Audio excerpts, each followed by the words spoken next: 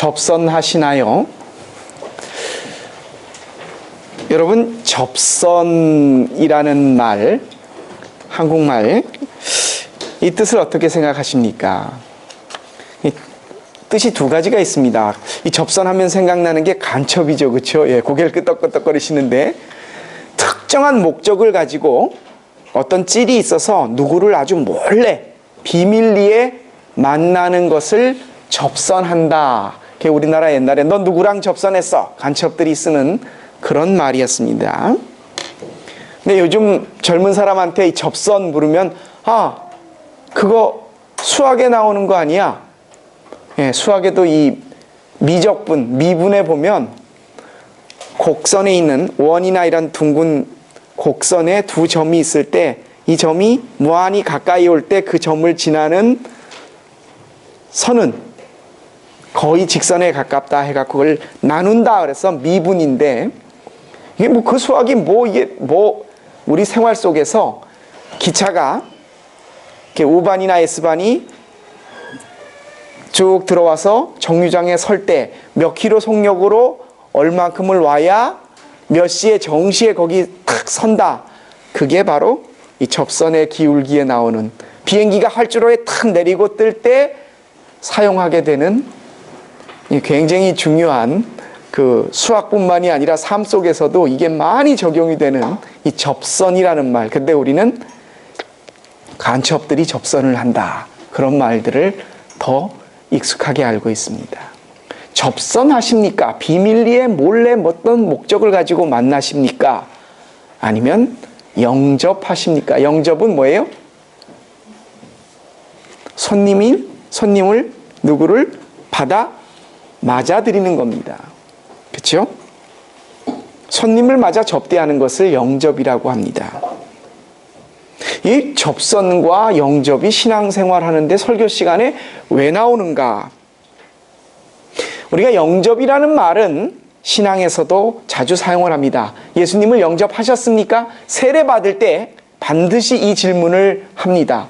예수님을 영접하셨나요? 라는 말은 예수님을 내 마음으로 받아들이고 믿으십니까? 라는 말을 영접하십니까? 라는 말로 주로 예수님 영접하십시오, 전도할 때나 세례를 받을 때, 영세를 받을 때 고백하는 말입니다. 근데 신앙생활과 관련돼서 이 영접한다는 말은 우리가 다시 한번 살펴보겠지만 베글라이텐한다는, 동행한다는 말로 바꾸어야 더 정확한 의미를 신앙생활에서는 찾을 수 있습니다. 신앙생활에 접선한다는 말은 거의, 우리가 하나님과 접선했어라는 말은 거의 쓰지 않습니다. 그런데 우리의 신앙생활 대부분이 하나님과 접선을 합니다. 오늘 하나님께서는 저와 여러분에게 예수님께서 요한복음에 나오는 가나에서 보이셨던 두 번째 기적을 가지고 우리의 신앙생활을 돌이켜 볼 수 있는, 하나님을 만나는데 영접하고 있는지 접선하고 있는지 우리의 삶을 돌아보시길 원하며 기적의 말씀을 통해 하나님의 말씀을 주십니다. 저는 몇 달 전에 요한복음에 대한 설교를 몇 번 했을 때 독수리 눈을 가진 복음이다. 이 요한복음은 마태, 마가, 누가와는 달리 예수님에 대해서 이야기를 할 때 아주 좀 다르게 보고 있습니다. 요한복음에 보면 제일 많이 나오는 말 가운데 이를 보고 믿었더라. 요한복음에 나오는 기적들은 마태, 마가, 누가에 나오는 똑같은 내용이라도 다르게 기록이 되어 있습니다. 오늘 말씀도 마태복음 8장이나 누가복음 11장에는 왕의 신하의 아들이 아니라 백부장의 종이 병이 들매, 한 백부장이 자기가 사랑하는 종이 병이 들매, 이 얘기로 나옵니다. 아니, 백부장과 왕의 신하와는 다르고, 백부장은 종이 병들었다고 나왔는데 왕의 신하는 아들이 병들었다고, 이게 다른 말이 아니라, 다른 사람이 아니라 마태와 누가에서는 백부장과 종으로 기록이 되어 있는데 요한복음에서는 왕의 신하가 그의 아들이 병들었다는 것으로서 이야기가 됩니다.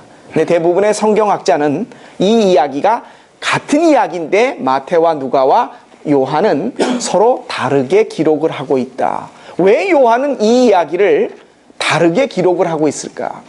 요한복음의 기적이 나올 때는 반드시 이 말이 나옵니다. 많은 사람들이 이것을 보고 예수께서 그리스도인 것을 믿었더라.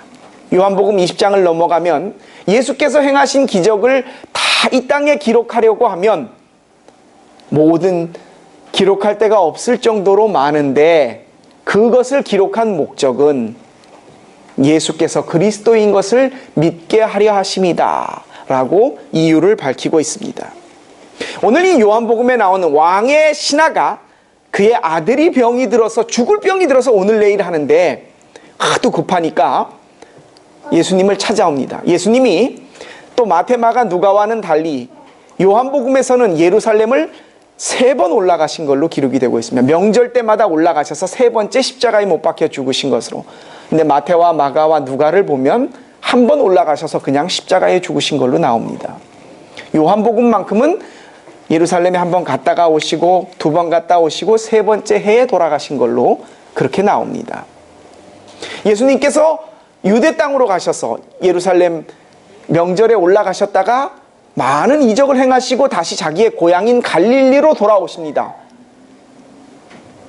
유대 땅에서 많은 사람들이 예수님의 기적을 보고 믿었는데 유대 땅으로 다시 유대에서 갈릴리로 돌아오셨을 때에 예수님께서 첫 마디로 이렇게 말씀하십니다. 선지자가 고향에서는 높임을 받지 못한다. 아마 사람들이 예수님을 못 알아보고 예수님에 대하여 하나님의 아들로서의 생각을 다른 유대 지역처럼 그렇게 하지 못하셨나 봅니다.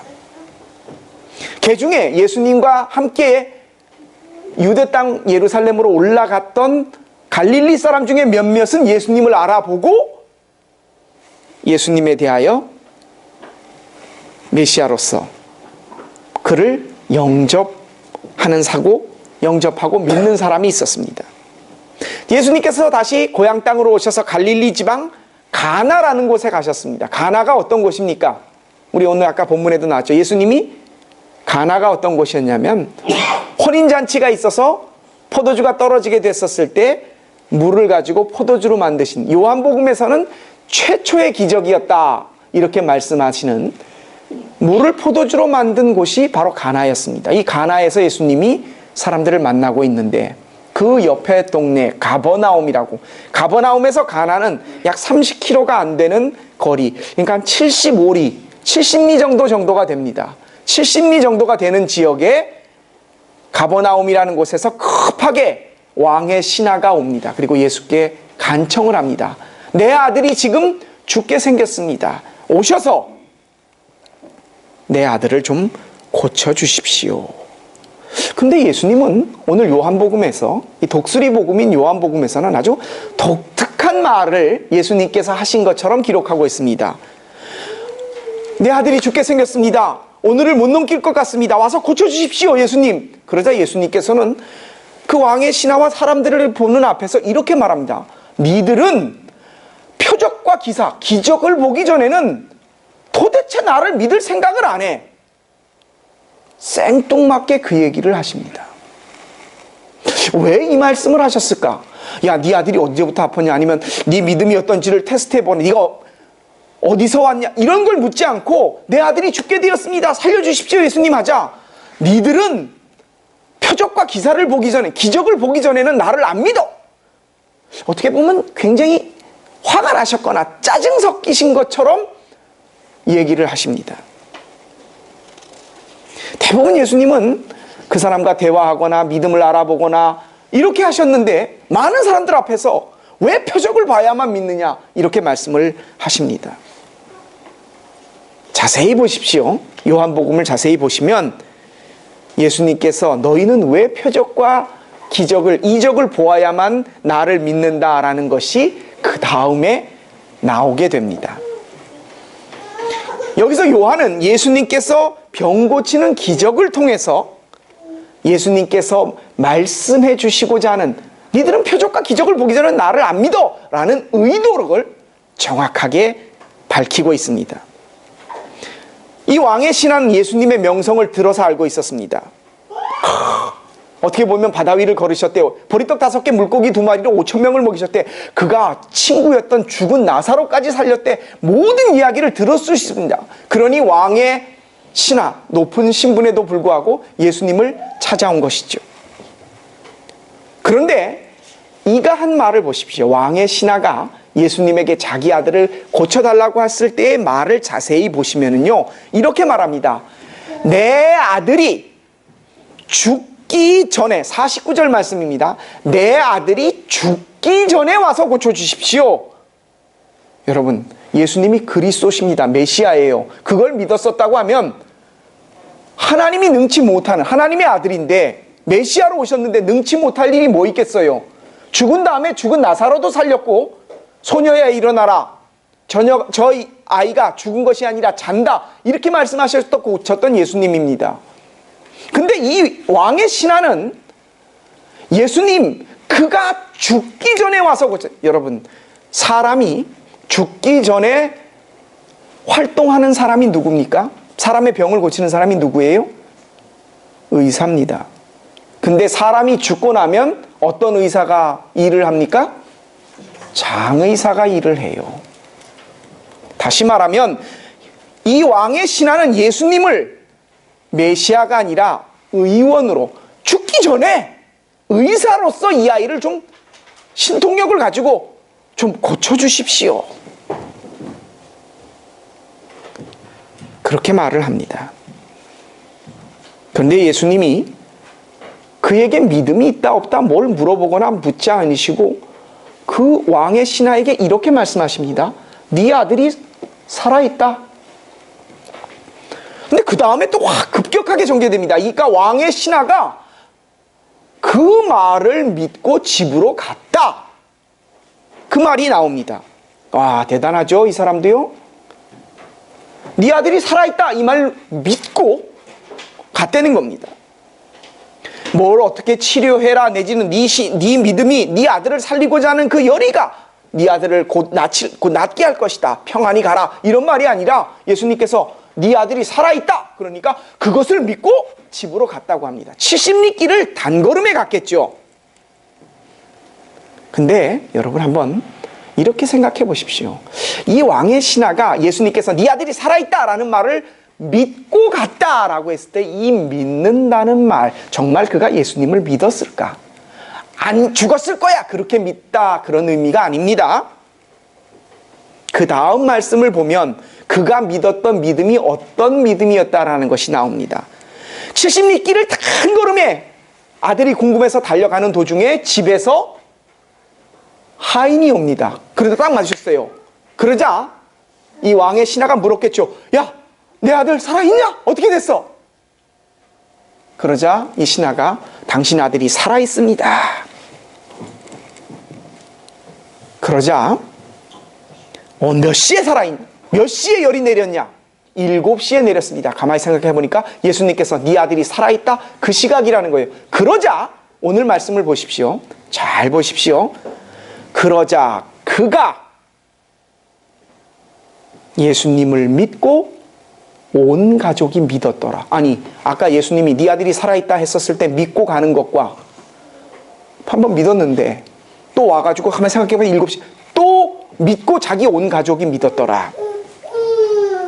여러분, 그가 믿고 갔다에 믿는 것은 두 번째 그가 믿고 온 가족이 믿었더라는 믿는 것과 다른 믿음입니다.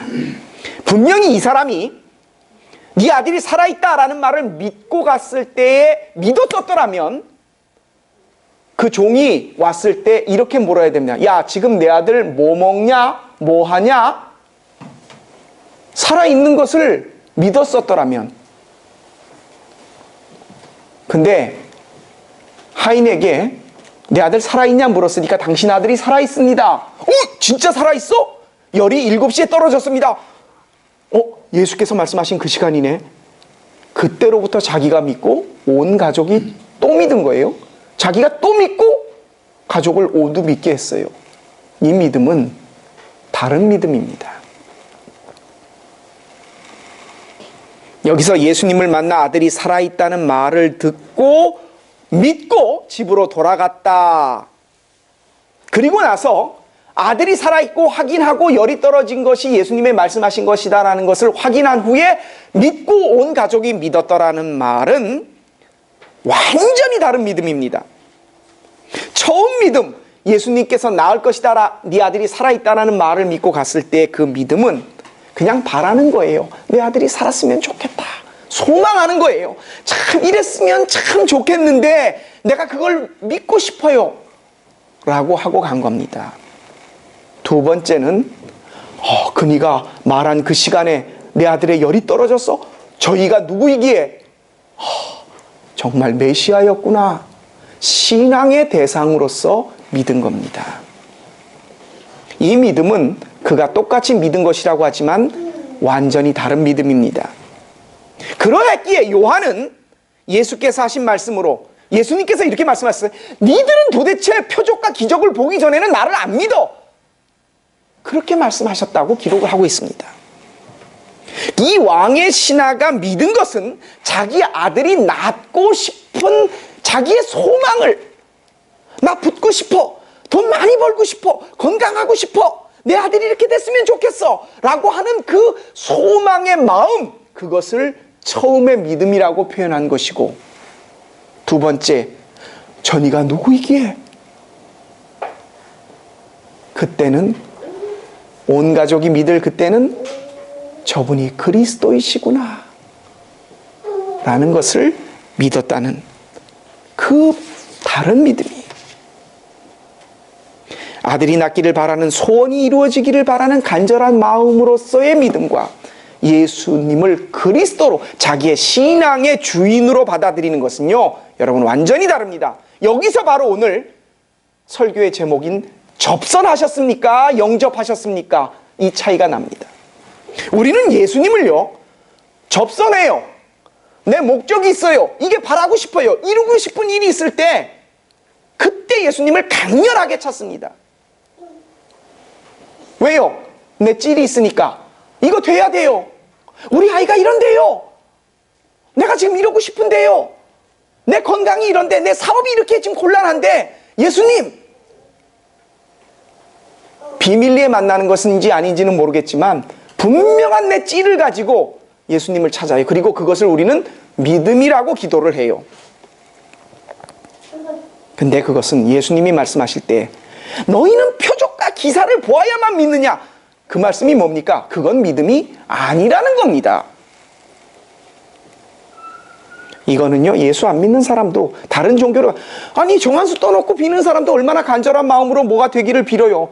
예수 안 믿는 사람도, 다른 종교를 믿는 사람도, 아니 종교를 안 가진 사람도 그런 소망, 희망은, 호프능은 가지고 있어요, 다. 근데 예수님께서 요한 기자를 통해서 기록하게끔 하신, 너희는 표적과 기적 보기 전에는 도무지 나를 믿지 않는다.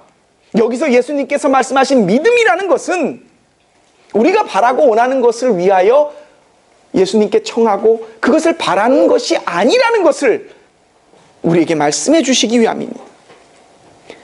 많은 우리들이 착각하는 것 가운데 하나는 예수님께서 행하신 표적과 기사, 이건 기적만을 말하는 것이 아닙니다. 내 소원, 내가 마음속에 바라고 있는 것,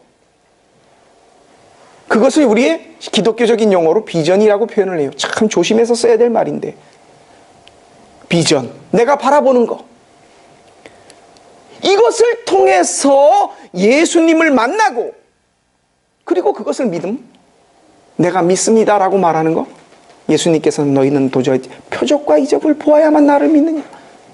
저는 오늘 이 말을 접선하는 것이라고 표현을 했습니다.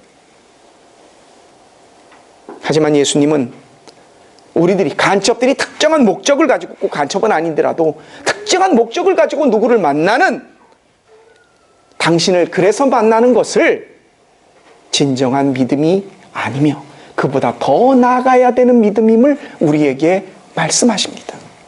여기서 생각해 보십시오. 그럼 우리가 영접해야 됩니다. 접선이 아니라 예수님을 맞아들여야 돼요. 자, 한번 묻겠습니다. 예수님을 여러분 어디다 맞아들이십니까? 다빈이는 놀게 두시고요. 여러분은 설교에 집중하십시오. 다빈이는 그냥 놀게 두시고요. 여러분, 예수님을 어디다 맞아들이십니까? 여러분, 예수님을 영접한다 했을 때 어디다 영접을 해요? 그냥 목사님이 다 하세요. 뭘 물으세요. 그렇죠? 마음에다 영접하십니까? 마음이 어디예요? 여기 심장이 있는데요. 열어보면 마음이 있습니까?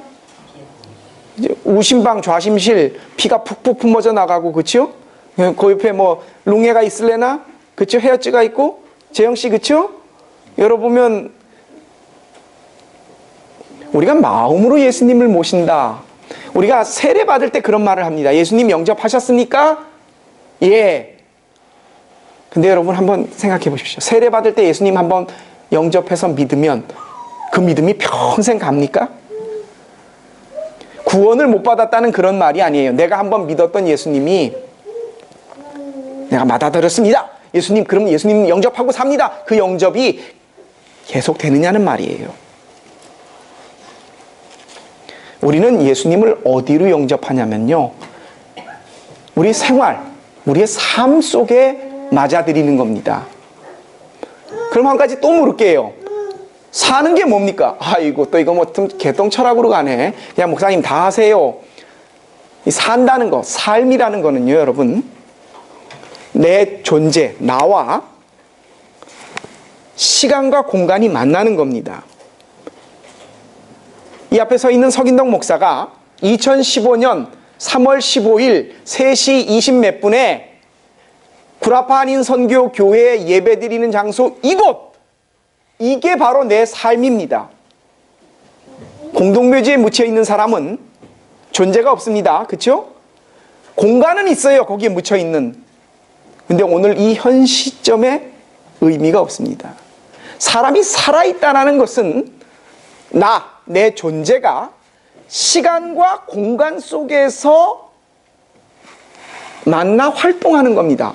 자, 예수님을 삶 속에 영접한다라고 했었을 때 그것은 세례 받을 때 한번 딱 뜨겁게 예수님 영접했습니다. 이게 믿는 게 아니라는 거예요. 뭡니까?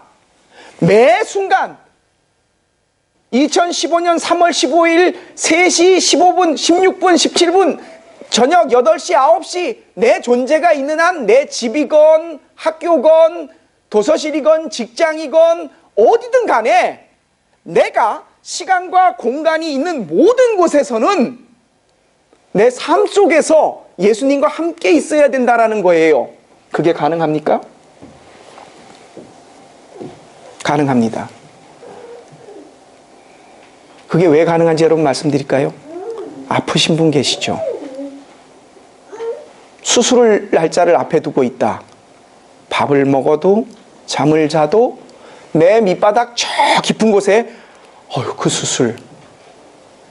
우리 교인들 중에 정말 간절하게 기도하시는 분이 있습니다. 아들이 큰 시험을 앞에 두고 계신 분이 있어요. 사업하시는 분이 있어요. 시험을 앞에 두고 진학을 준비하는 학생도 있어요. 밥을 먹고 잠을 자고 딴 일 모든 일을 할 때 여러분 그게 뭐 계속 내 시험, 내 아들, 이 생각 안 해도요, 내 밑바닥 속에는 항상 그 생각이 깔려. 제가 연애할 때 그랬거든요. 뭘 하더라도 그게 다 내 밑바닥 속에 깔려 있어요. 만나는 시간만이 아니라 딱 가면 있고 또 딴 거 하는 게 아니라 딴 건 하더라도 그 밑바닥 속에는 그 사람 생각이 깔려 있어요. 우리 제일 많은 생각이 뭐예요? 돈이에요. 그렇죠? 돈에 대한 생각이 싹 깔려 있어요. 이렇게 영접이라는 말은 한번 받아들여서 내가 예수님 믿습니다 그래 놓고 취해놓고 내 삶 사는 게 아니라 내 존재가 내 주어진 시간과 공간 속에서는 항상 끊임없이 예수님과 함께 한다는 거예요. 그게 믿는다는 겁니다. 근데 우리는 예수님을 접선해요. 내 필요할 때 주님 큰일 났네, 큰일 났어, 얼른 오셔서 이거 좀, 아이고. 영접해서 내 보이지 않는 밑바닥 생활 속에 동그라미 그리려다 무심코 그린 얼굴 그러면서 연애할 때, 어린아이들은 엄마 곁에 누워도 생각나는 그 조각 종이배처럼 내가 항상 생각하고 마음속에 깔아놓는 거 있듯이 그렇게 예수를 믿으라는 겁니다. 그리고 여러분에게 이렇게 말씀을 드립니다. 감히요, 억지 소리로 말씀을 드립니다. 큰일, 정말 큰일이 터졌어요. 어려운 일이 생겼습니다. 부도가 나게 생겼어요. 우리 아이가 큰일이 났어요. 내 사업이, 내 건강이, 이건 뭐 어찌할 수 없어. 어이구 주님. 그때는요, 여러분, 어거지 소리 드립니다. 기도하지 마세요. 기도하지 마세요. 평소에, 또 모르겠습니다. 오해가 될는지 모르겠어요. 저 목사가 기도하지 말래네. 그것만 딱 들어서 평소에 여러분 예수님하고 늘 동행하면서 빨래하고 밥하고 집안 청소하고 애 놀아주면서 길을 걸어갈 때 화장실에 앉아서 내 밑바닥 깊숙한 곳에서 예수님 영접해서 예수님 생각나면 큰일 터졌을 때 안 해도 돼요. 그 생각 주님이 알아서 하십니다. 수술 날짜 앞에 두고 시험 앞에 둬서 사업이 부도가 날 지경이 되니까 기껏 돈 벌고 잘 될 때는 아무 얘기 없다가 감사를 한다고 한 번씩 그 말만 했다가 큰일 터져대니까 다니엘 기도니 무슨 기도니 30, 40일 작전 기도, 예수님께서 그렇게 말할 겁니다. 니네는 표적과 기사를 봐야만 믿냐? 저는 그거에 대한 확신을 제 나름대로의 신앙 속에서 갖고 있습니다. 저는 큰일이 터지면 기도하지 않으려고 합니다. 왜요? 평소에 예수님하고 길을 가다가 차라리 우리 교회 표어가 뭡니까? 예수님과 친해지자. 친하면요, 그 생각 다 압니다. 되게 뜻을 찾는다거나 모른다고 하는 사람들은 평소에 가깝지 않다가 일 터지니까, 저를 제일 잘하는 사람이 저희 집사람이고 그 다음에 애들일 겁니다. 왜요? 늘 가까이 사니까. 여러분 그렇잖아요. 여러분 제일 잘하는 게 여러분의 가족이고 그렇잖아요. 왜요? 늘 생각 속에서 떠나지 않고 시간을 제일 많이 보내거든요.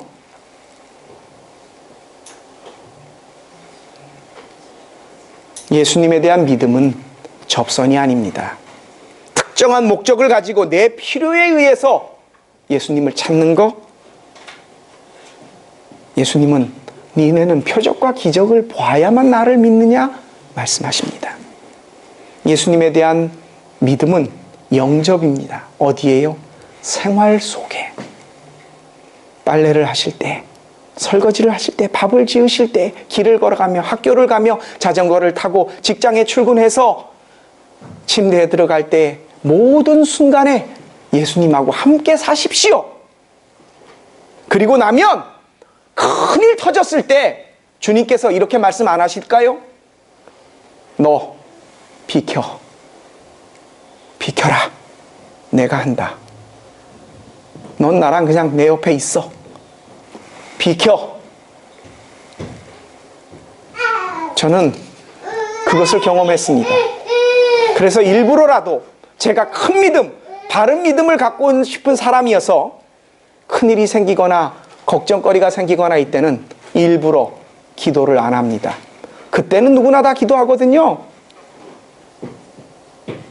여러분, 평소에 생활 속에서 주님을 영접하십시오.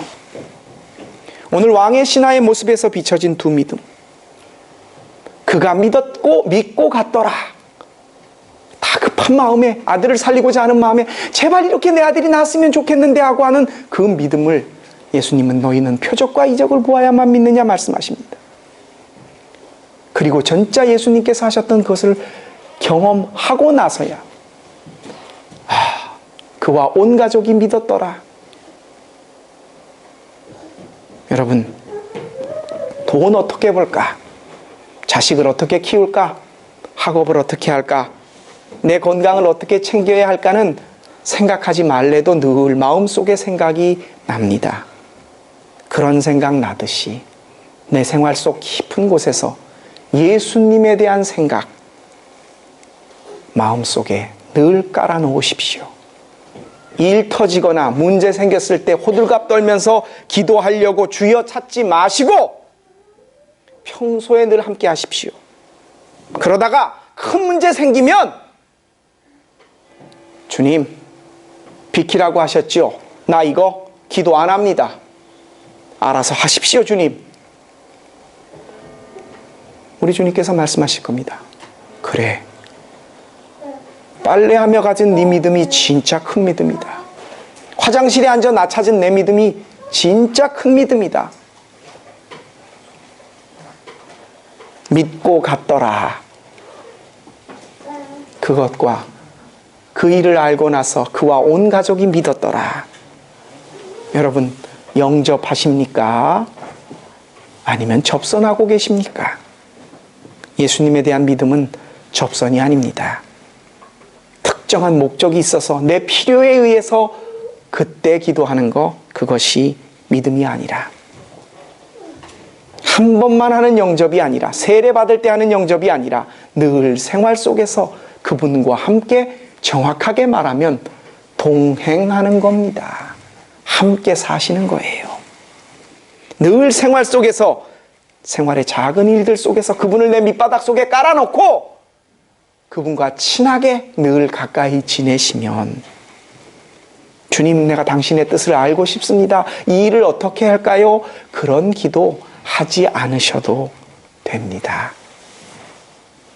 늘 동행하고 늘 나와 함께 하시는 그분은 나에게 모든 것을 가르쳐 주실 것입니다. 접선하지 마시고 늘 주님과 동행하시는 저와 여러분 되시기를 주님의 이름으로 부탁드립니다. 기도드리겠습니다. 우리가 했던, 그리고 지금 하고 있는 기도를 가만히 생각해 봅니다. 주님, 내가 무엇을 기도했습니까? 내 필요할 때, 곤고할 때, 문제가 생겼을 때, 내가 바라고 싶은 일이 있을 때, 내 소원이 생겼을 때 우리는 기도합니다. 하나님과 늘 접선하며 살았던 우리들의 모습입니다. 예수께서 말씀하십니다. 너희는 표적과 이적을 보아야만 나를 믿느냐? 단지 기적을 보아서 믿을 수 있는 사람이라면 예수님을 영원히 믿지 못할 것입니다. 또 다른 기적을 보아야 할 것이기 때문입니다. 하지만 그 왕의 신하가 마음으로 예수 그리스도를 영접하고 저분이 그리스도였구나, 그때 그와 온 가족이 믿은 믿음은 존재에 대한 믿음이지 사건에 대한 믿음이 아니었습니다. 우리는 끊임없이 예수님을 접선하려고 합니다. 우리의 이기적이고 그리고 우둔하고 아주 기본적이고 초보적인 신앙으로서의 접선의 신앙을 탈피해서 예수께서 말씀하시는 영접해서 동행하는, 늘 내 삶 속에, 내 생각 속에, 내 마음의 밑바닥 속에 예수님이 나와 함께 하시는 것을 경험함을 통해서 정말 정작 큰일이 생겼을 때에는 내가 편안하게 두 발 뻗고 자며 코까지 골 수 있는 그런 주님과 동행하는 믿음 우리에게 허락하여 주옵소서. 이 삶을 몸소 보여주신 우리 주님 예수 그리스도의 이름으로 감사하며 기도합니다. 아멘.